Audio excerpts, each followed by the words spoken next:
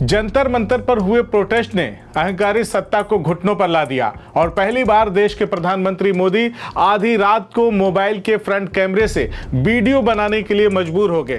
वो कहते हैं कि मिल मालिक के कुत्ते भी चरबीले हैं और देश के मजदूरों के चेहरे पीले हैं। एक दिहाड़ी मजदूर जब संविधान, लोकतंत्र और टैक्स, मजदूरों के अधिकार और समान अवसर जैसे विषयों पर बिना किसी लिखी हुई स्क्रिप्ट के बोलना शुरू हुआ तो लाखों लोगों ने महसूस किया कि काफिर हूं, सरफिरा हूं, मुझे मार दीजिए, मैं सोचने लगा हूं, मुझे मार दीजिए, है एहतराम ए हजरत, ए इंसान मेरा दीन, बेदीन हो गया हूं, मुझे मार दीजिए, मैं पूछने लगा हूं सबब अपने कत्ल का, मैं हद से बढ़ गया हूं, मुझे मार दीजिए।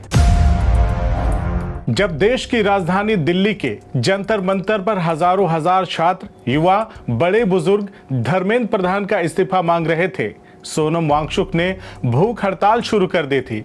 आंदोलन शुरू हो चुका था। देश भर में जब सभी अभिजीत दीपके, सोनम वांगचुक और आयशा की नेहा बोरा को देख और सुन रहे थे, ठीक उसी समय मीडिया के कैमरों के लेंस ने एक ऐसे आदमी पर अपना फोकस कर लिया जिसके धारा प्रवाह संवाद ने जंतर मंतर के शोर को चीरते हुए देश भर के लोगों को उसको सुनने के लिए मजबूर कर दिया। वह शख्स है मोहम्मद इरफान, दिल्ली की सावदा जेजे पुनर्वास कॉलोनी में रहने वाले एक मेहनतकश मजदूर जिनकी रोजी रोटी हाथ गाड़ी चलाने और बर्फ बेचने से चलती है। उनकी शिक्षा लगभग ना के बराबर है।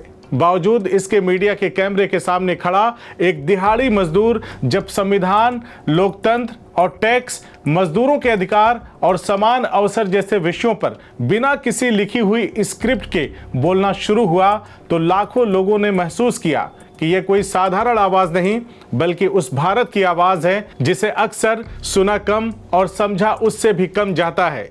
नमस्कार, आदाब, बदलेगा भारत देख रहे हैं आप। कहते हैं कि भारत आंदोलनों का देश है। लोग कहते हैं कि हालिया जंतर मंतर पर हुए प्रोटेस्ट ने अहंकारी सत्ता को घुटनों पर ला दिया और पहली बार देश के प्रधानमंत्री मोदी आधी रात को मोबाइल के फ्रंट कैमरे से वीडियो बनाने के लिए मजबूर हो गए। जेनजी ने अपने कारनामों से दुनिया भर का ध्यान अपनी तरफ खींच लिया। हालात ऐसे हो गए कि विदेशी मीडिया भी दिल्ली में डेरा डाल चुकी थी। हर तरफ अभिजीत दीपके, सोनम वांगचुक और नेहा के बारे में बात हो रही थी। इन सब के बीच एक कहानी जन्म ले रही थी और वो कहानी थी मोहम्मद इरफान की। गलत के खिलाफ खड़ा होकर कोई अगर मोहम्मद दीपक हो जाता है तो गलत के खिलाफ अपनी जिंदगी को झोंक देने का नाम है मोहम्मद इरफान, जिनकी मां कह चुकी हैं कि इरफान को मैंने अपने देश को दे दिया है। इरफान के पिता महज इस बात से खुश हैं कि बेटे का नाम हो रहा है। किसी मस्त कलंदर की तरह जिंदगी जीने वाले इरफान सिर्फ इंटरनेट, यूट्यूब और गूगल वॉइस सर्च के सहारे संविधान और सामाजिक राजनीतिक मुद्दों की बात ही नहीं करते बल्कि उसको जीते भी हैं। आज देश का हर बड़ा नेता, बड़ी शख्सियत इरफान से मिल रही है, बातचीत कर रही है, लेकिन इरफान के पैर जमीन पर हैं।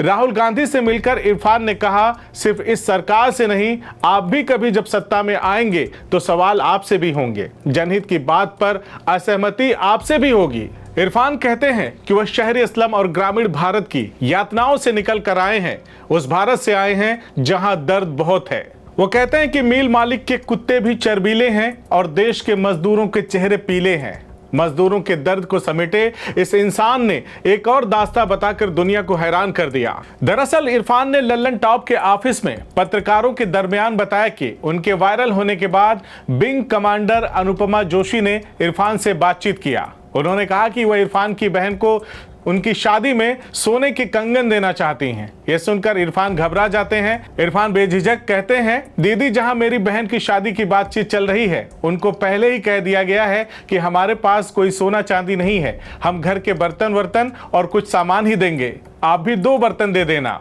इरफान विंग कमांडर अनुपमा जोशी से कहते हैं कि दीदी, आपने भारतीय सेना को सेवा दी है, आप मुझसे बातचीत कर रही हैं, वही मेरे लिए दौलत है। कहीं ना कहीं इरफान की कही गई बातें उनको बड़ा बनाती हैं। इन सब बातों और मीडिया को दिए गए अपने बयानों में इरफान अक्सर गोपाल दास नीरज, दुष्यंत कुमार, अदम गोंडवी, अहमद फराज को बार बार कोट करते हैं। जरा आंख बंद करके सोचिए कि कब आपने आखिरी बार किसी नेता या अभिनेता, पत्रकार या साहित्यकार को इन महान रचनाकारों की रचनाओं को पढ़ते या बोलते देखा। इरफान जब कहते हैं कि काफिर हूं, सरफिरा हूं, मुझे मार दीजिए, मैं सोचने लगा हूं, मुझे मार दीजिए, है एहतराम ए हजरत, ए इंसान मेरा दीन, बेदीन हो गया हूं, मुझे मार दीजिए, मैं पूछने लगा हूं सबब अपने कत्ल का, मैं हद से बढ़ गया हूं, मुझे मार दीजिए। उनके द्वारा पढ़ी गई ये लाइनें पूरी जिंदगी के फलसफे को बयान करने के लिए काफी हैं।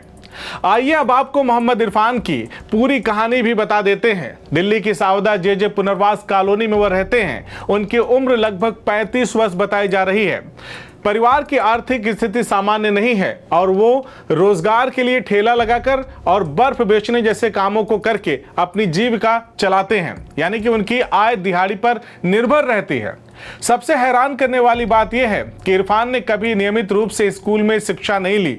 वे खुद बताते हैं कि वे मोबाइल पर टाइप भी नहीं कर पाते। इसके बावजूद उन्होंने गूगल वॉइस सर्च, यूट्यूब और इंटरनेट के माध्यम से संविधान, लोकतंत्र, टैक्स व्यवस्था, श्रम कानून और सामाजिक मुद्दों के बारे में जानकारी जुटाई। इरफान सहज रूप से भारत की जीडीपी पर भी बात करते देखे जा रहे हैं कि जैसे कोई अर्थशास्त्र का प्रोफेसर देश के सामने आर्थिक चिंताओं को रख रहा हो। खैर, जंतर मंतर पर हुए कॉकरोच जनता पार्टी के प्रदर्शन के दौरान पत्रकार रजत पांडे ने इरफान से बातचीत की। इंटरव्यू में इरफान ने मजदूरों की समस्याओं, संविधान, लोकतंत्र, टैक्स और सम्मानजनक जीवन जैसे विषयों पर बिना किसी लिखित तैयारी के सरल और सहज अंदाज में अपनी बातों को रखा। उनका अंदाज लोगों को इतना प्रभावित कर गया कि वीडियो कुछ ही घंटों में सोशल मीडिया पर लाखों बार देखा जाने लगा। लोगों को उनकी बातों में 3 बातें खास लगी: कठिन विषयों को बहुत सरल भाषा में समझाना, मजदूरों और गरीबों की समस्याओं को अपने अनुभव के आधार पर रखना, बिना राजनीतिक भाषणबाजी के संविधान और लोकतंत्र की बात करना। उनकी बहन ने भी मीडिया को बताया कि इरफान किसी लिखी हुई स्क्रिप्ट से नहीं बोलते, बल्कि अपने अनुभव और समझ के आधार पर अपनी बात को रखते हैं। मीडिया रिपोर्टों के मुताबिक इरफान का परिवार लंबे समय से आर्थिक संघर्ष से गुजरा है। उनके माता पिता ने फल बेचने, मजदूरी और अन्य छोटे मोटे काम करके परिवार को चलाया। हाल की रिपोर्टों में यह भी सामने आया कि इरफान ने पहले अपने छोटे भाई बहनों की जिम्मेदारी निभाने की प्राथमिकता देते हुए अपनी सगाई तक तोड़ दी। इरफान का वीडियो वायरल होने के बाद लोकसभा में विपक्ष के नेता राहुल गांधी उनके घर मिलने पहुंचे।